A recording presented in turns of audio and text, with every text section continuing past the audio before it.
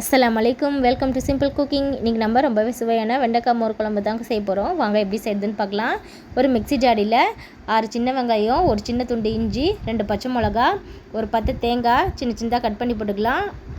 4 பல்லு பூண்டு, உரிச்ச பூண்டு போட்டுக்கலாம். 1/2 ஸ்பூன் சீரகம், கொஞ்சம் மல்லித்தலை போட்டு நம்ம நல்லா அரைச்சி எடுத்துக்கலாங்க.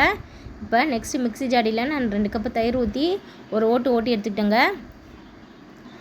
தயிரை ஒரு பாத்திரத்தில் மாற்றிக்கலாம். இப்போ அந்த தயிரில் நம்ம அரைச்சி வச்ச விழுதை நல்லா போட்டு மிக்ஸ் பண்ணிக்கலாங்க. மிக்ஸ் பண்ணிக்கிட்டு நம்ம இப்போ 1/4 டீஸ்பூன் மஞ்சள் தூள் போட்டு அதையும் நல்லா மிக்ஸ் பண்ணிக்கலாம். இப்போ மிக்ஸ் பண்ணதை ஒரு ஓரமாக வச்சுக்கலாங்க. நான் நெக்ஸ்ட்டு 100 கிராம் வெண்டைக்காய் எடுத்துக்கிட்டேன். அதை சின்ன சின்னதாக கட் பண்ணிக்கிட்டேன். இப்போ வெண்டைக்காவை நம்ம வறுத்து எடுத்துக்கலாம். அடுப்பில் ஒரு பேன் வச்சு பேன் காஞ்சதுக்கப்புறமா அதில் ஒரு ஸ்பூன் ஆயில் ஊற்றி அந்த வெண்டைக்காவை நல்லா வறுத்து எடுத்துக்கலாங்க.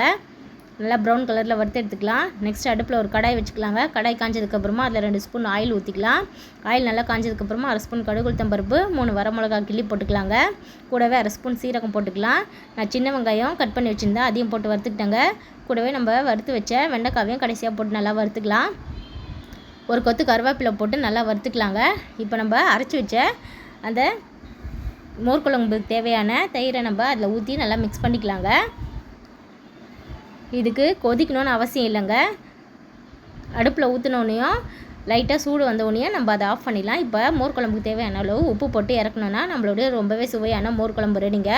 இந்த வீடியோ உங்களுக்கு பிடிச்சிருந்தா மறக்காமல் லைக் பண்ணுங்கள், ஷேர் பண்ணுங்கள், கமெண்ட் பண்ணுங்கள், சப்ஸ்கிரைப் பண்ணுங்கள் ஃப்ரெண்ட்ஸ்.